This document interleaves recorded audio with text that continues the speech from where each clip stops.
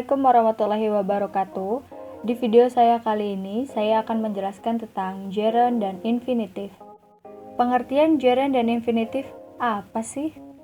Gerund, verb plus ing, dan infinitif, to plus base verb, merupakan verbal dalam kalimat bahasa Inggris yang dapat berfungsi sebagai kata benda atau noun. Contoh, gerund, singing, drinking, running, walking, studying, dan lain sebagainya. Sedangkan infinitif yaitu ada to sing, to drink, to run, to walk, to study, dan lain sebagainya. Bisa dilihat perbedaan antara gerund dan infinitif. Gerund, kalimat verbnya atau kata kerjanya ditambah dengan ing. Sedangkan infinitif yaitu ditambah dengan to di depannya. Bisa dilihat contohnya. Selanjutnya yaitu ada fungsi gerund dan infinitif. Pertama yaitu sebagai subjek atau subjek. Dalam suatu kalimat, gerund dan infinitif bisa berfungsi sebagai subjek. Namun, untuk infinitif biasanya berada di akhir kalimat dan subjek di awal kalimat diganti dengan it. Contohnya, gerund. Studying English is fun. Pada gerund, kata study ditambah dengan ing menjadi studying. Sedangkan infinitif, to travel to Mars would take months or it would take months to travel to Mars. Dan kedua yaitu ada sebagai subjek komplement, pelengkap subjek. Keduanya bisa digunakan sebagai pelengkap subjek pada suatu kalimat. Contohnya, gerund. My goal is winning the marathon. Sedangkan infinitif, my goal is to win the marathon. Yang ketiga, yaitu ada sebagai noun complement atau pelengkap kata benda. Noun complement menambahkan keterangan kata benda tersebut. Pada fungsi ini hanya infinitif yang dapat digunakan sebagai pelengkap kata benda. Berarti gerund tidak menggunakan noun complement. Contohnya, infinitif. The instruction to wear safety goggles has saved many people's age.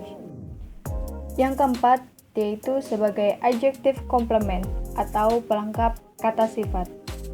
Terdapat beberapa kata sifat yang bisa diikuti oleh infinitif. Contoh, infinitif. I'm happy to meet you.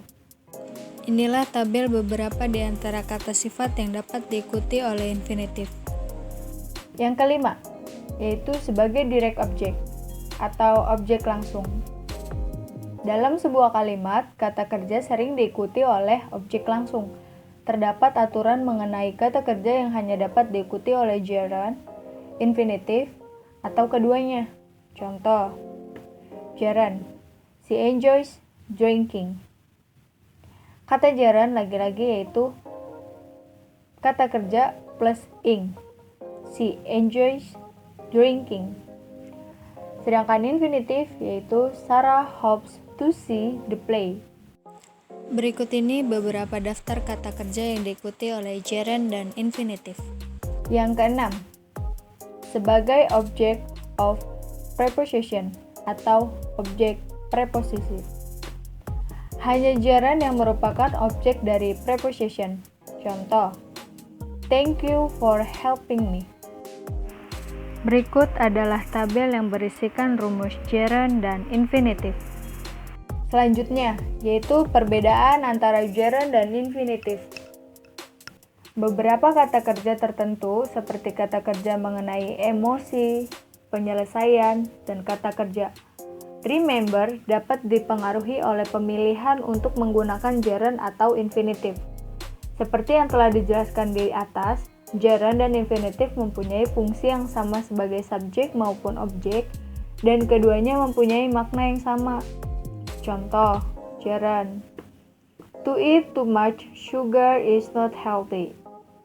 Sedangkan infinitif, eating too much sugar is not healthy. Namun, untuk beberapa kasus, kita memilih gerund atau infinitif berdasarkan makna yang ingin diungkapkan. Kita dapat menggunakan gerund untuk mendeskripsikan aksi yang aktual. Di sisi lain, kita menggunakan infinitif untuk mendeskripsikan aksi yang akan terjadi. Contohnya, Jaren.